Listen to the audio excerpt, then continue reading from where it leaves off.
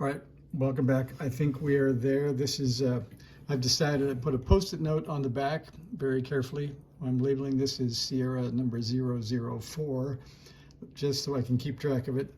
And I'll show you the toroid L7 ended up on the bottom of the board in a working position, so I'm not going to disturb it. There's plenty of room for the case to go on there. So I'm just going to do that really quickly. We'll give it a couple of screws just so things don't move. I'll use the wrong kind of screwdriver just because we're trying to be in a hurry here. We'll get the bottom on just temporarily, and then I'll show you where we ended up. And basically, the Sierra VFO is where it's going to be. Two things happened. It's slightly nonlinear, and I just can't seem to get the range really close to exactly where it should be, so I'll show you what we ended up with. So the calibration factor is here, and this tells you that at 7150 we should be at 935, at 7100 we should be at 985. So let's go to 7100, and let's see, where is 985? Oops, sorry. Looks like the cover made a little bit of a difference because it was better than this. So we're, what, 4 kilohertz off at 7100, and that's on the high side. We'll go down to 7140, which should be 045. And let's see, that's also about 5 kilohertz too high. That's a good theme. Maybe there's an adjustment to be made. All right, we'll go to 7110. That's supposed to be 975.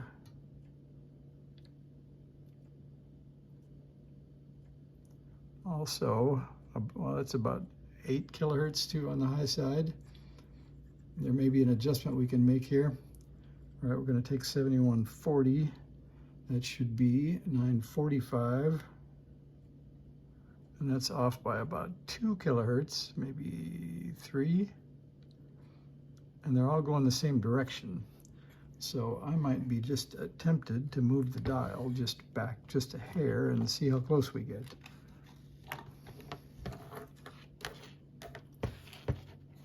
All right, we're going to do that about that far.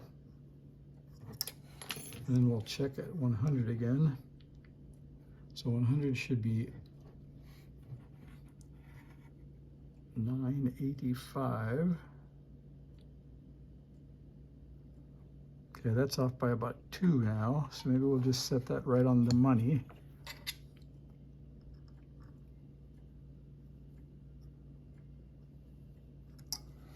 All right, so that should be 985 when we get to the right spot. That's at 100.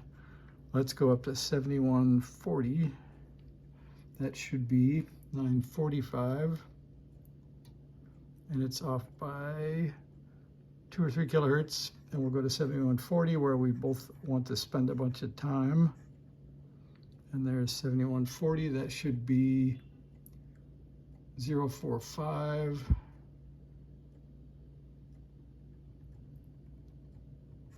Looks like we have a little bind. Oh, fine. We have a little bindage here. I can't get there from here. So I have to loosen it and pull it out away from the body of the radio. And let's go back to 100 and do that again. Now you've done it, Captain. You've gotten us stuck. All right, so we're pulling it out away from the panel and completely messing it up. So we're going to go back to 100 again. So 100 should be 985. We'll go to 985 and set that to 100. And we'll just see where we get. Sorry for being out of view. Need 2 hands and a flat surface.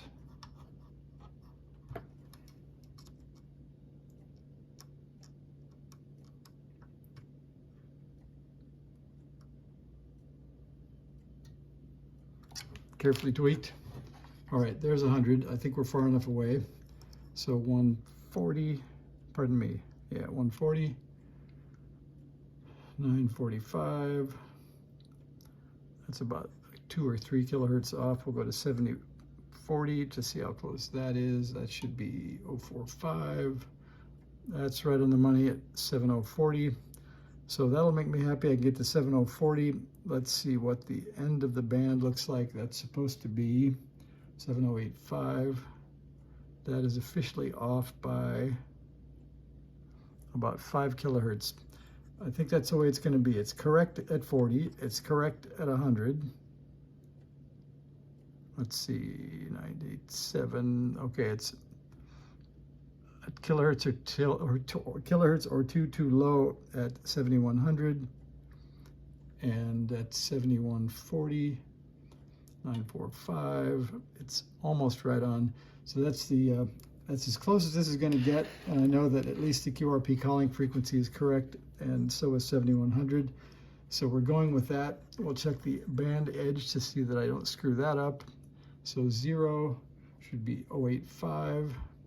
So that means you better stay at about 5 kilohertz from the bottom of the dial. That's 0.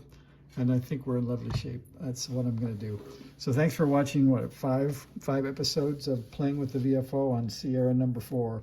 Thanks for watching. See ya.